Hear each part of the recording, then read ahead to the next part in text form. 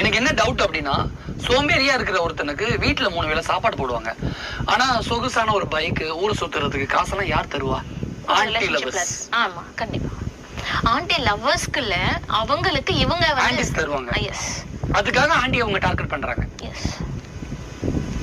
அதான் உண்மை. இதுதான் ஆன்டி லவர்ஸோடைய பார்வை. அவங்களுடைய தேவைகள் நோக்கம் எல்லாம் இதை பத்தி மட்டும்தான். நான் சொகுசா இருக்கணும், எனக்கு ஃபேமிலி கமிட்மெண்ட்ஸ் முதல்ல இருக்கக்கூடாது. இந்த குழந்தை, ஸ்கூலு, ஃபீஸு, இந்த கமிட்மெண்ட்லாம் இருக்கக்கூடாது.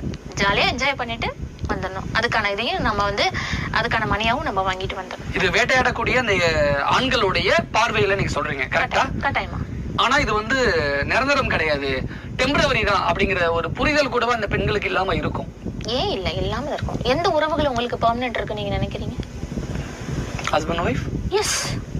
ஏன் இப்போ நீங்க கல்யாணம் பண்றீங்க, ஒய்ஃப் வராங்க, ஒரு குறிப்பிட்ட காலத்துக்கு அப்புறம்